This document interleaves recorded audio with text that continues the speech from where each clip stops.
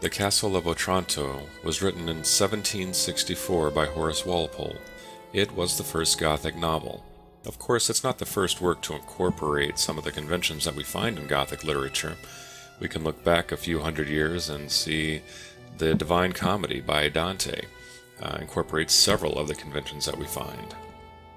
But to take a closer look at our author, Horace Walpole moved to Strawberry Hill in 1749. It's the Richmond borough of London, and he declared that I am going to build a little Gothic castle at Strawberry Hill, and that's precisely what he did. Walpole was actually a politician.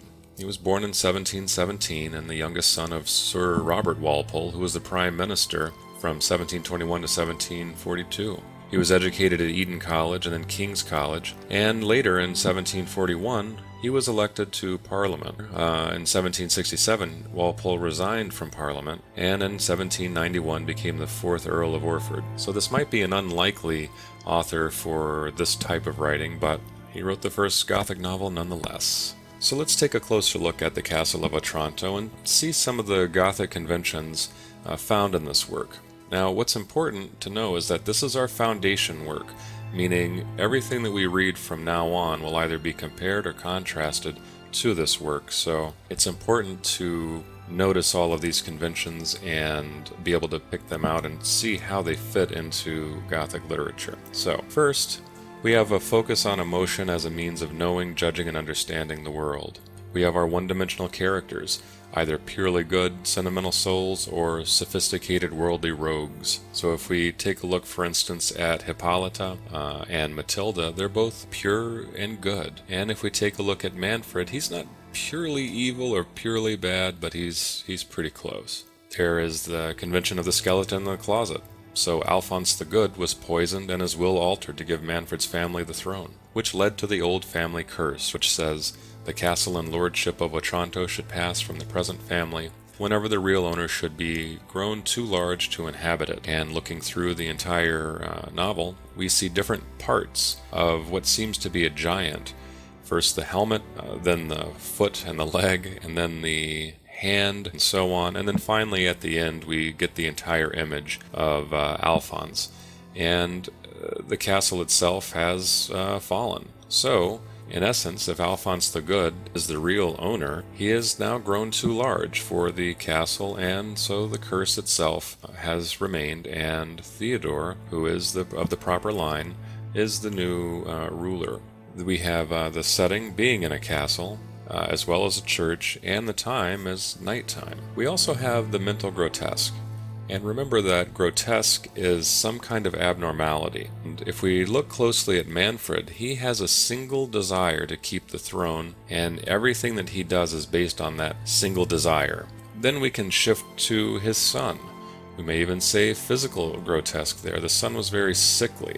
And if we take a look at some other characters, we have the damsel in distress with Isabella, and arguably Hippolyta and Matilda as well. And the mysterious stranger we can link to Theodore, or even the knights when Frederick shows up. The form of the piece is a translated manuscript in Italian. It's said that it was found in the library of ancient Catholic family in North England and printed in 1529 in Naples in Italian, which of course we know that's not true. Okay, let's take a look at some of the supernatural events that actually occur in this. Some of them are seemingly far-fetched, but if we take a look at the old family curse, it kind of makes sense. So first, the helmet, the giant helmet that crushes Conrad. Then the massive armor-clad foot that appears in the gallery, the giant hand or arm on the stairs, the ancestor's portrait that sighs and then jumps out of the frame and walks away when Manfred tells Isabella that he's going to marry her, the giant sword moving on its own, the helmet continuing to move on its own, the blood bleeding from Alphonse's statue in the church. These supernatural effects have been viewed as kind of ludicrous. You know, the idea of an enchanted sword is okay, but not one requiring 100 men to lift. So there's no terror here.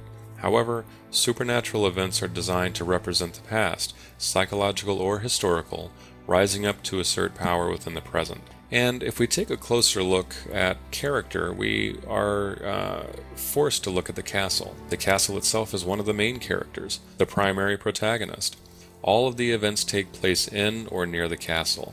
Its physical presence dominates the text, creating a sense of oppression that emphasizes the powerlessness of the characters to control their own lives. And when we think of a castle, we think of a fortified structure. However, in this case, we see that it's hollow underneath. There are all the underground caverns and so forth. For instance, when Isabella is escaping to the Church of St. Nicholas, so we see that it's very porous. It's not what we think it should be.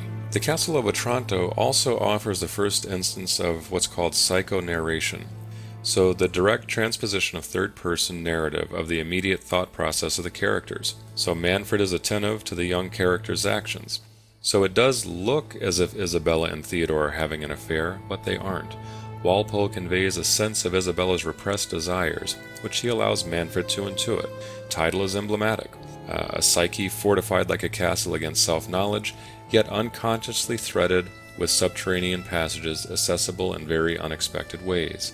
So again, the castle itself is playing a role and directly connecting with the actions of the characters. So that's a brief introduction to the work, and as you've already read through it, I'm sure you'll pick up on more of the Gothic conventions mentioned in the introduction and in the handout.